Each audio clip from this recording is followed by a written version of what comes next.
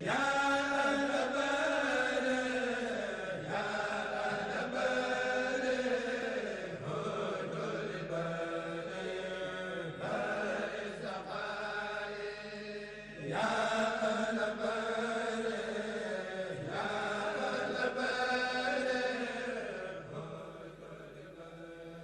journée culturelle, Cheikh Ahmadou Bamba, l'antenne hebdomadaire.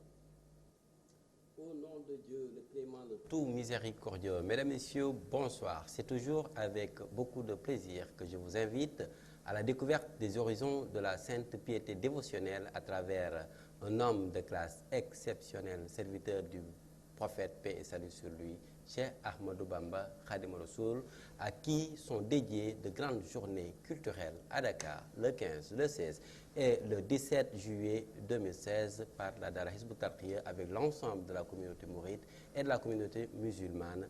Aujourd'hui, sur le plateau de Al Mouridiyyah TV, j'ai le plaisir de vous reprendre avec l'antenne hebdomadaire pour vous présenter deux invités que vous connaissez certainement, Serigne Youssou Diop, qui est le directeur du comité de pilotage de ces grandes journées culturelles chez Ahmadou Bamba. Nous revenons sur la question fondamentale du contenu et du programme que les gens attendent. Bonsoir, Serigne Youssou Diop. Bonsoir, Hassan.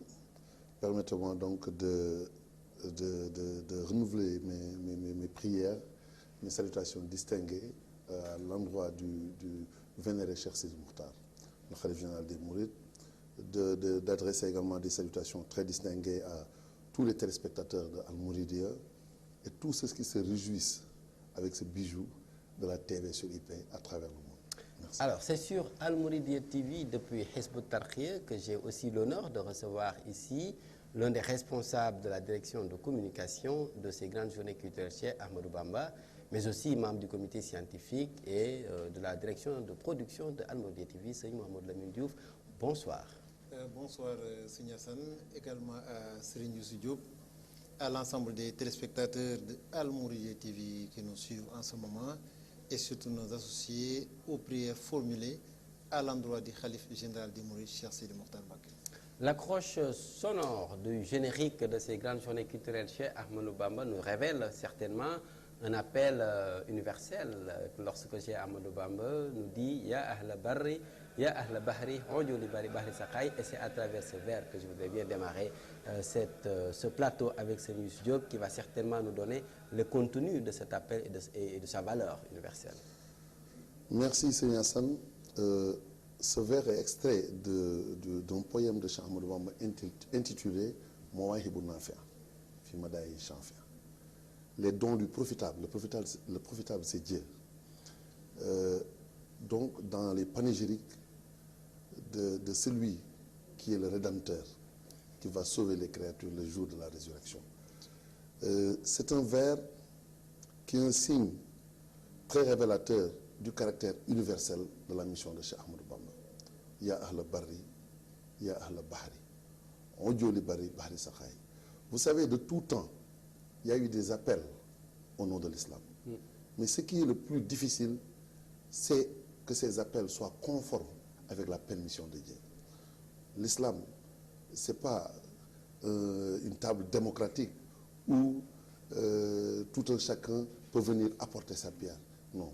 La lignée biblique, tous ceux qui ont travaillé pour la cause de Dieu, ils sont au nombre de 124 000, ils ont été choisis.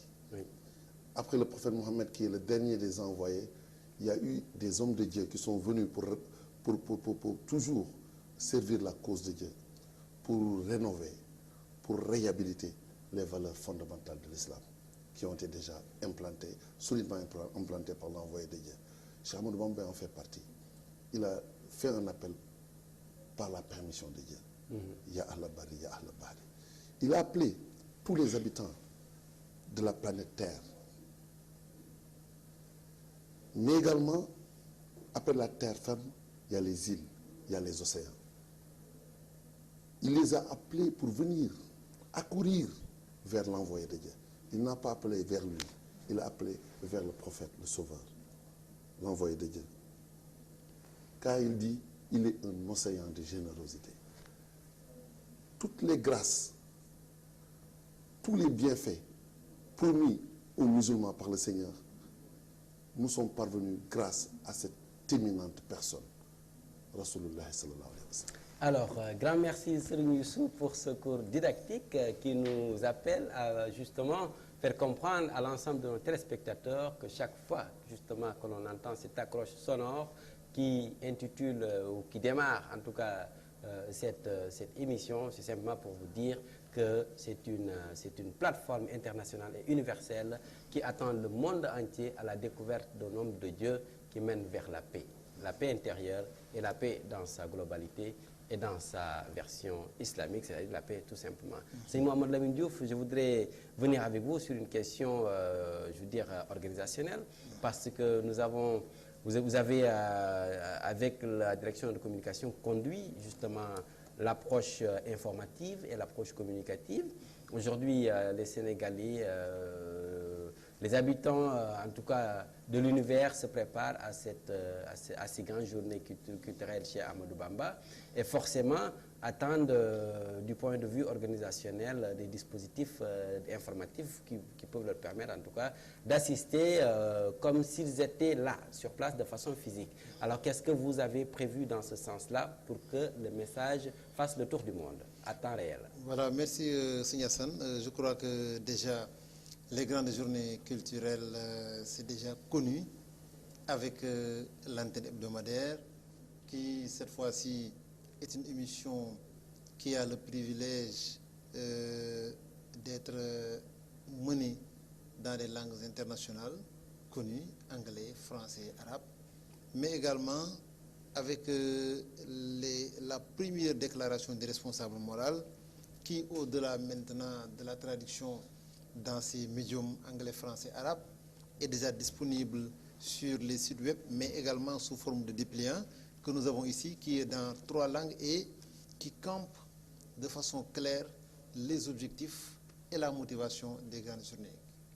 Mais nous avons également l'écho des animations culturelles en droite ligne vers ces grandes journées dans les différentes capitales du Sénégal, que ce soit Dakar, les autres régions, et Touba, avec un écho sur Al-Mouridiyyah TV. Et maintenant, dans la seconde phase qui va suivre, ce sera certainement d'autres émissions, mais également d'autres aspects qui seront des pas successifs vers ces grandes journées culturelles qui aura un aspect communicatif extrêmement important, aussi bien sur les thèmes qui nous attendent, nous aurons l'occasion de le faire, sur également les programmes qui nous attendent, mais également sur comment faire pour être connecté littéralement à ces grandes journées culturelles sur tous les supports. Alors nous allons y revenir. Je vous signale que vous avez déjà une très large diffusion de cette plaquette qui résume en tout cas en grande ligne par le responsable moral les orientations et l'objectif de ces grandes journées culturelles chez Ahmadou Bamba, initiées par Hizb ut-Tarqiyyah, mais surtout partagées dans une approche collaborative avec l'ensemble des parties prenantes du Sénégal et de partout ailleurs. Alors Sëñ Youssou Diop, je me rappelle bien quand je vous ai reçu ici, lors de la première émission en tout cas de ces grandes journées culturelles à travers cette antenne, nous avions parlé de la mobilisation, de l'ouverture, de l'approche solidaire, de l'implication des masses partout où elles se trouvent. Alors aujourd'hui, est-ce que vous pouvez nous faire un état des lieux? Où est-ce que vous en êtes de façon concrète? Aujourd'hui, il est une obligation pour nous de rendre grâce à Dieu. Dans le service rendu à Cheikh Khadim, il y a toujours un exaucement qui dépasse l'entendement.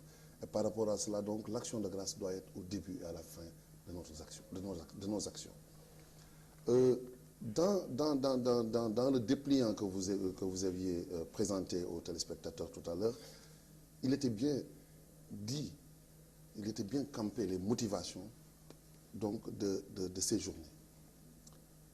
Ensuite, il y a eu des visites de proximité qui étaient en parfaite adéquation avec la réponse des populations par rapport à ce besoin. Cheikh Ahmadou Bamba est une personnalité qui appartient à toute la Oumma islamique. Chacun doit se l'approprier. Donc, c'était des visites d'information qui visaient à faire comprendre à tous que, effectivement, Hizb ut-Tarqiyyah vient de boucler ses 40 ans. Donc par rapport à cela, c'était un prétexte valable pour témoigner gratitude à Dieu de nous avoir soutenus dans notre parcours depuis 1975-76 jusqu'à aujourd'hui. Il nous a soutenus au point où nous n'avons pas trébuché. Nous avons toujours conservé l'originalité de notre démarche dans le service de Cheikh Ahmadou Bamba. Par rapport à cela, c'est un témoignage de grâce qui incombe à Hizbut Tarqiyyah. Mais Hizbut Tarqiyyah n'entend pas, comme il était très bien dit, célébrer ou commémorer cet anniversaire comme pour dire nous sommes actuellement à 40 ans. Donc en fait, ce n'est pas l'objet des grandes journées culturelles. C'est un argument qui est suffisamment valable pour permettre à Hizbut Tarqiyyah de se joindre, de communier avec tous les frères condisciples, avec toute la communauté musulmane pour rendre hommage à cet éminent homme, Cheikh Ahmadou Bamba. Mais c'est toute la nation qui doit dire Jërëjëf Serigne Touba. Parce que il a réhabilité l'islam. Il a redonné à l'islam toute sa splendeur. Il nous a fortifiés, mais il a remporté la palme de la victoire à l'issue d'un combat que nous pouvons appeler le combat le combat culturel contre l'assimilation et la politique coloniale. Mais au sein du campus universitaire, des étudiants qui ont su recouvrer leur identité au sein du campus universitaire, à un moment où, avec la politique d'assimilation culturelle, ils ne pouvaient plus même lire correctement le Coran, alors qu'ils sont issus de familles mourides et de familles musulmanes très bien ancrées. Mais c'est parce que l'objectif de l'école, l'objectif de l'université, c'est de former des personnes qui connaissent bien les sciences modernes et la technologie, mais qui n'ont plus de repères par rapport à leur identité culturelle. Donc si, à un moment donné, en 1976, la lumière divine est venue, la guidance est venue, comme pour aider nos aînés à retrouver la voie droite, donc je dis que ça, c'est une victoire culturelle de Cheikh Ahmadou Bamba. Aujourd'hui, les mourides, les musulmans, ils ne sont plus complexés au sein du campus universitaire pour afficher leur identité musulmane. Mais ça, c'est une victoire culturelle, oui. Sans effusion de sang, sans brandir les armes. Mais c'est ça, c'est cette démarche que voulait le prophète Mohammed lors de sa déclaration à Arafat. Pour que l'islam obtienne sa victoire, ce n'est pas la peine de procéder à l'effusion du sang. Alors, c'est quelque chose de fondamental, la problématique justement de l'adoration de Dieu, sans avoir besoin de faire justement référence à l'effusion de sang, et qui est donc quelque chose même de banni, hein, dans le cadre justement de la mise à jour justement du message du prophète, paix et salut sur lui. Alors moi je voudrais bien revenir sur, je revenais avec Seigneur Youssou sur la question de la mobilisation, mais je voudrais bien revenir aujourd'hui sur la question justement du déploiement des moyens. Parce qu'en fait, aujourd'hui, il y a eu un appel d'une envergure internationale. Donc les gens ont déjà plafonné les attentes. Au niveau de Al-Mouridiyyah TV, avant même de passer la déclaration de Seigneur Atou Diagne dans le cadre justement de l'appui technologique, en tout cas pour Al-Mouridiyyah TV, quelles sont les dispositions déjà prises pour permettre aux médias du monde entier qui vont arriver d'avoir un réceptacle de déploiement technologique? Voilà, c'est important, Seigneur Hassan. Je crois que dans la structuration des comités directeurs, il y a une commission qui s'occupe de la communication. Il y a également les relations publiques. Et on sait que déjà, Al-Mouridiyyah a déjà commencé à jouer sa partition. Nous y reviendrons peut-être avec le geste éminemment important fait par le président promoteur Seigneur Atou Diagne, en appui, en matériel de technologie vraiment up-to-date pour appuyer Al-Mouridiyyah à mieux jouer ce rôle. Mais nous avons l'écho de ces grandes journées culturelles à travers les grandes capitales du Sénégal, que ce soit Dakar et les autres régions, avec Touba tout près de nous, un aspect qui nous permet chaque fois de faire l'écho de ces grandes journées culturelles et surtout de la réponse et de l'adhésion des populations, des mourides, mais également des autres membres de la grande communauté musulmane islamique du Sénégal. Alors, je voudrais bien justement pour cette question de cette mobilisation interpeller Serigne Youssou Diop dans le cadre du comité de pilotage. Le comité de pilotage, c'est un comité de pilotage national. Donc il y a forcément des personnes de sources, de compétences diverses, mais il est vrai qu'aujourd'hui, au niveau de chaque région, il y a déjà des déploiements. Alors comment est-ce que vous gérez l'approche communautaire, mais surtout l'approche ciblée par l'installation de ces comités locaux de pilotage? Voilà, vous m'aviez dit tout à l'heure, vous m'aviez demandé Oui. de parler de la mobilisation. Oui. Et là, c'est l'occasion donc pour rendre grâce à Dieu. Oui. Parce qu'il faut reconnaître qu'aujourd'hui, tous les chercheurs, tous les universitaires et même les observateurs qui s'intéressent aux sciences sociales peuvent actuellement unanimement constater qu'il y a une transformation qui est en train de s'opérer au niveau de la jeunesse au Sénégal. Aujourd'hui, c'est une jeunesse qui est marquée par une soif ardente de se conformer et d'aller vers les enseignements de Cheikh Ahmadou Bamba. Par le truchement de l'alchimie des Khassaïd, la lumière actuellement divine et la guidance qui est apportée à cette jeunesse à travers la dynamique des daïras. C'est extrêmement important. Oui. C'est pourquoi donc quand Hizbut Tarqiyyah a eu cette initiative, on a vu qu'on a été accueillis avec un enthousiasme, une motivation et un niveau de satisfaction qui dépasse l'entendement. Ça nous a fait énormément plaisir. Nous, à Dakar, par exemple, où notre antenne Hizbut Tarqiyyah de Dakar a déjà fait usine Ben Tali avec des manifestations culturelles, c'est-à-dire des manifestations avec des activités très, très profitables, des activités de lecture du Saint-Coran, des activités de causerie sur des thématiques qui intéressent tout le monde, les femmes, les enfants, les hommes, tout le monde par rapport à ce que nous avons besoin comme nourriture spirituelle. Oui. Également aux Parcelles Assainies, à Pikine, à Lucat, avec une exposition également qui a été organisée, à Guédiawaye et à la Médina. Oui. Mais qu'est-ce qui s'est passé? Il y a eu une réussite et un succès retentissant. Oui. Et cela je vous signale que ça a démarré par Touba quand même. Hein? Ça a démarré certainement, effectivement par Touba avec Sam, oui. Alieu, avec Guédé et Pencum Kalsan, oui. L'esplanade de Kalsan.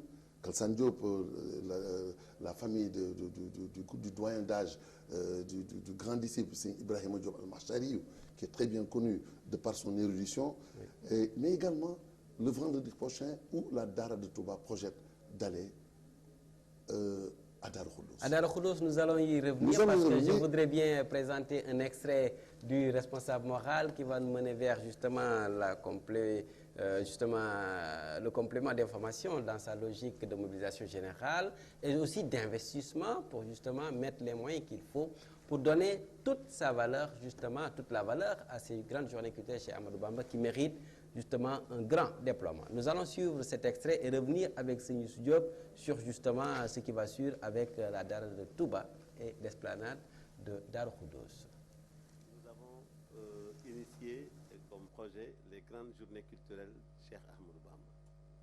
C'est un projet d'envergure qui interpelle non seulement Hizbut Tarqiyyah, mais l'ensemble de la communauté mouride.